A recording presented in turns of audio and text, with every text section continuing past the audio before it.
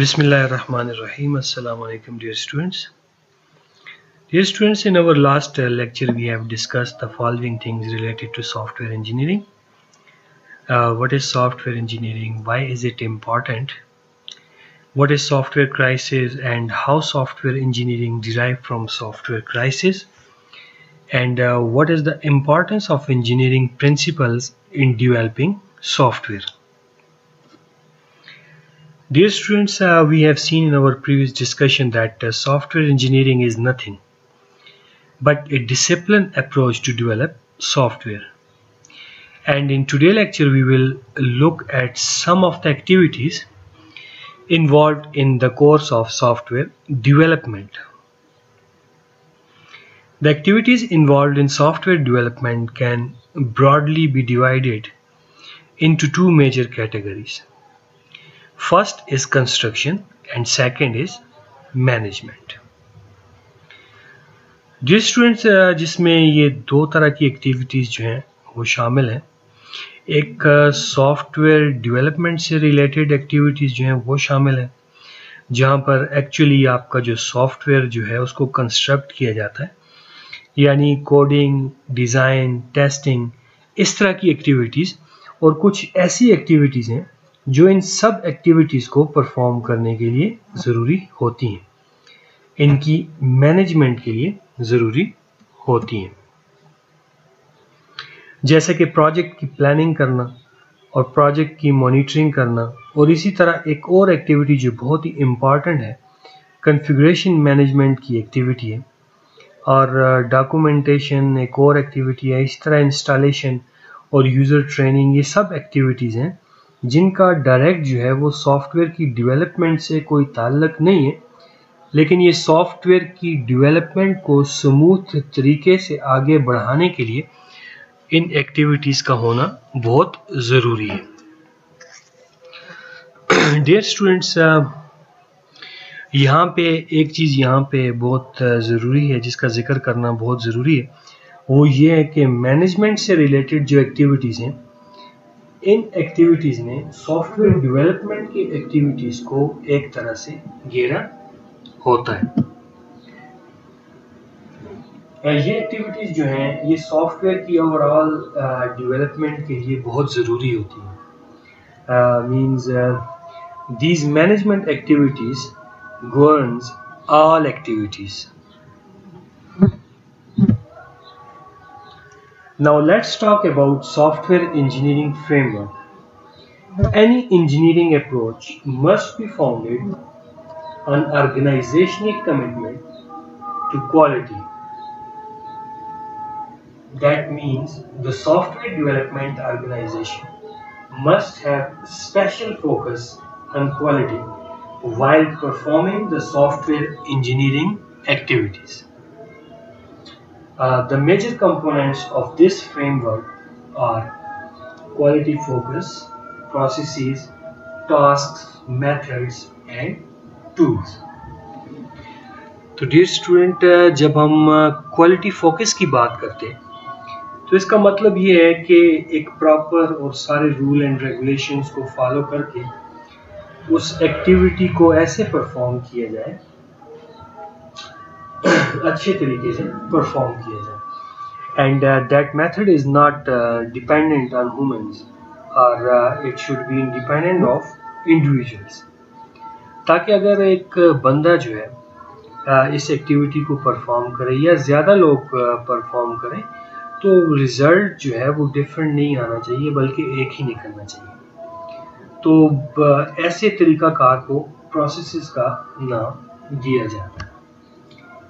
तो quality focus इसी चीज़ की डिमांड करता है कि सॉफ्टवेयर की डेवलपमेंट के लिए प्रॉपर प्रोसेसेस को डिफाइन करें, और ये प्रॉपर प्रोसेसेस जो है फिर ये हमें एक फ्रेमवर्क प्रोवाइड करता है दैट कॉल्ड की प्रोसेस एरियाज, KPAS, की प्रोसेस एरियाज, ताकि सॉफ्टवेयर को एक इफेक्टिवली मैनेज किया जाए, उससे टाइम पर क्वालिटी वाइज और कॉस्ट इफेक्टिव तरीके से डिलीवर किया जाए.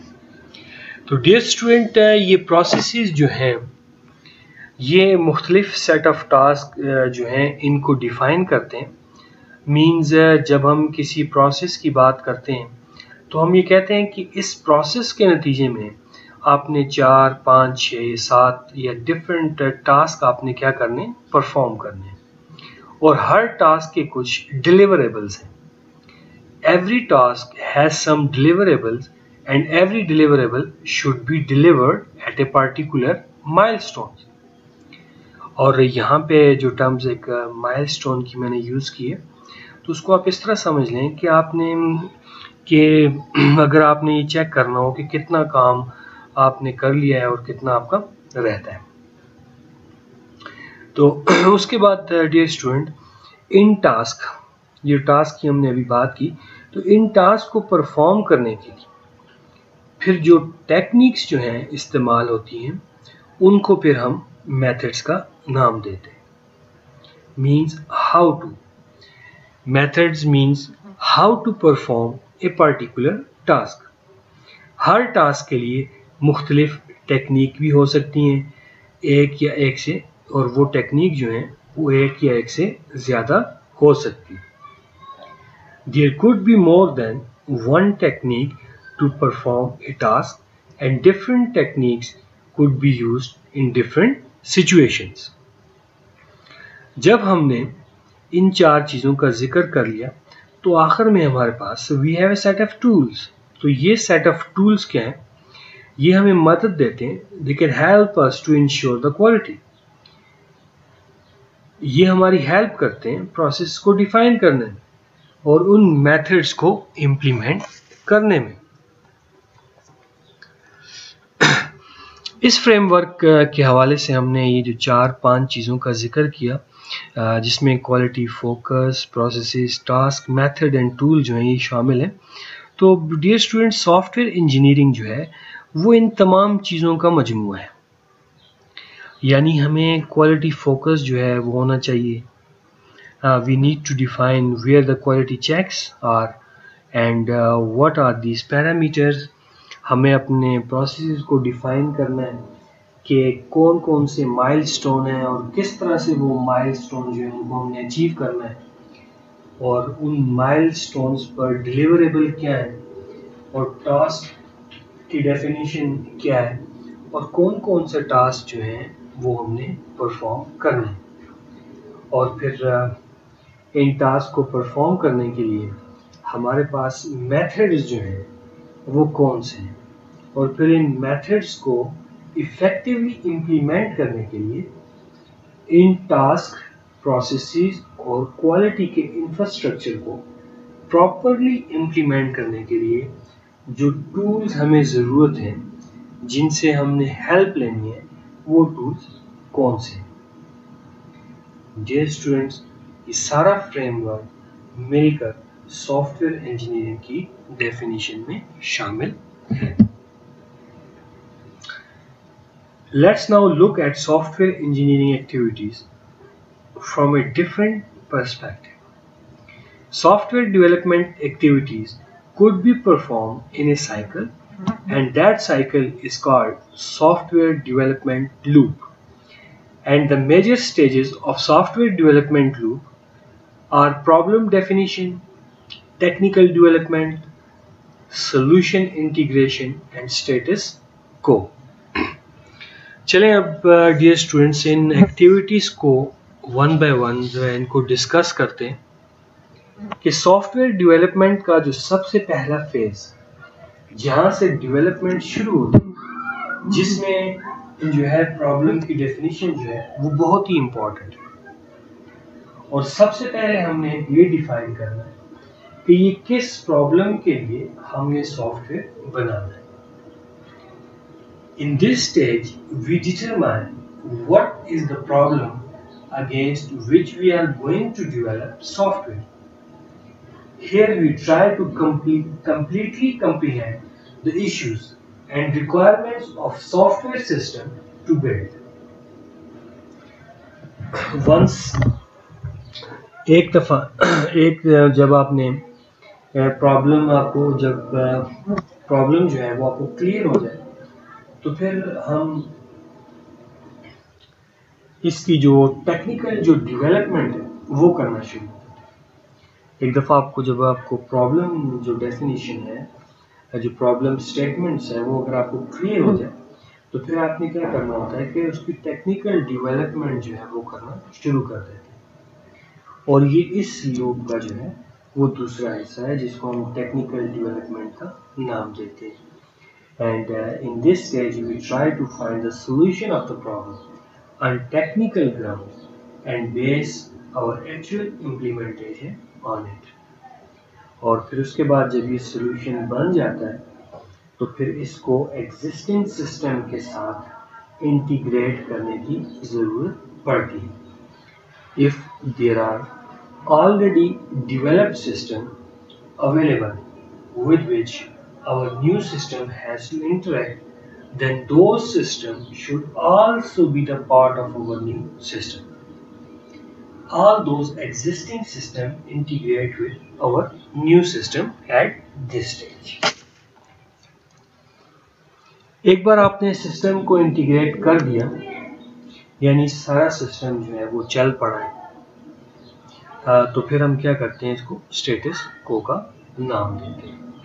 Means after going through the previous 3 stages successfully, when we actually deployed the new system at the user side, then that situation is called status quo. But once we get new requirements, then we need to change the status quo, and after getting new requirements, we perform all the steps in the software development loop again. تھوڑی دیر بعد dear student اس کو ہم ایک example سے بھی سمجھنے کی کوشش کریں گے، جو کہ ابھی تھوڑی دیر بعد اس کو میں ڈسکس کروں گا۔ یہاں پہ یہ سافٹ ویئر ڈیولپمنٹ لوپ جو ہے، جس کا بھی ہم نے ذکر کیا اور دیکھا کہ یہ ایک نہایت ہی امپورٹنٹ اور اہم کنسیپٹ ہے، اور اس کنسیپٹ کا تعلق سافٹ ویئر کی ڈیولپمنٹ کی کنسٹرکشن سے اس طرح ہے کہ ہم نے کوئی بھی ایکٹیویٹی پرفارم کرتے وقت اس چیز کا خیال رکھنا ہے اور ذہن میں رکھنا ہے کہ سافٹ ویئر نے آگے جا کر ایوالو ہونا ہوتا ہے، تو سسٹم کو ہم اس طرح سے بنائیں یا اس طرح ڈیزائن کریں کہ اگر کل کو اس میں کوئی ایکسٹینشن کرنی پڑے تو ہم بآسانی اسے ایکسٹینڈ کر سکیں اور پچھلے سسٹم کے ساتھ انٹیگریٹ کر سکیں۔ Dear students, now let's talk about software construction. Here once again look at the construction activities of the software from a different perspectives. تو اس میں جو ہے وہ ہم اس کو جنرلی بھی ہم اس کو ڈسکس کریں گے، اور پرٹیکولر جو ہے اس میں بھی ہم دیکھتے ہیں کہ یہ جو کنسٹرکشن جو ہے یہ کیا چیز ہے۔ جب بھی ہم کنسٹرکشن کی بات کرتے ہیں تو ہمارے مائنڈ میں یہ بات آتی ہے کہ اس کنسٹرکشن کا کس پرابلم سے تعلق ہے، یعنی کہ ہم کس پرابلم کو سالو کرنے کی کوشش کر رہے ہیں اور کون سا پرابلم ہے جس کو ہم نے کنسٹرکٹ کرنا ہے، اور پھر اس پرابلم کو سالو کرنے کے لیے کون سی اینٹیٹیز اور کون سی اور چیزیں جو ہیں اس میں شامل ہوں گی۔ اس کو اگر پہلے کہا کہ ہم اس کو ایک ایگزامپل سے سمجھنے کی کوشش کرتے ہیں۔ سپوز کہ آپ ایک گھر بنانا چاہتے ہیں تو اس میں آپ دیکھیں گے کہ گھر جو ہے وہ کس طرح کا بنانا چاہیے، اور جب گھر بنانے کی بات کریں گے تو پھر ہم یہ دیکھیں گے کہ اس میں کس طرح کا میٹیریل جو ہے وہ استعمال کرنا ہے، اور پھر اس کی کنسٹرکشن کا باقی سارا طریقہ جو ہے وہ کیا ہوگا۔ تو اس طرح سافٹ ویئر بھی ایک انجینئرنگ کا ایک پرابلم ہے، اس میں بھی ان ساری چیزوں کا عمل درآمد رہے گا۔ تو سب سے پہلے تو پرابلم ہمارے سامنے آئے گی کہ ہم نے کرنا کیا، کس پرابلم کا سولوشن ہے، اور پھر جو ہے جب آپ کو پرابلم سمجھ آ جائے اور پھر ہم نے یہ دیکھنا ہوتا ہے کہ اینٹیٹیز جو ہیں وہ کون سی اس میں انوالو ہوں گی۔ اور پھر ہم یہ بھی طے کریں گے کہ ان اینٹیٹیز کو ریئلائز کرنے کے لیے ہمیں کون سا طریقہ کار یا ٹیکنیکس جو ہیں وہ اختیار کرنی چاہیے. اس کے بعد پھر یہ بھی دیکھنا ہے کہ ان اینٹیٹیز کو ٹیسٹ کیسے کریں سو دیٹ ہمیں یہ پتا ہو کہ جس پرابلم کو ہم نے سالو کرنا یہ کام اس پرابلم کے حوالے سے بالکل ٹھیک ہو رہا ہے. یہ بھی دیکھنا ہے کہ کہیں اس میں کوئی غلطی تو نہیں ہے, کہیں ایسا تو نہیں ہے کہ جو ہم نے گھر بنایا ہے اس میں کچھ دنوں کے بعد لیکیج ہو رہی ہے یا اس کی چھت گر جائے. تو اس طرح اس میں جو ساری اینٹیٹیز جو ہیں جو اس میں انوالو ہیں ان کو کیسے چیک کریں گے یا ٹیسٹ کریں گے, اور پھر ٹیسٹ کرنے کے بعد اس کو ہم پھر آپریشن میں لے لیں گے اور پھر ہم اس کو استعمال کرنا شروع کریں گے. تو یہ سافٹ ویئر یا کسی بھی انجینئرنگ کے حوالے سے یہ کنسٹرکشن جو ہے وہ انہی مراحل پر مشتمل ہوگی.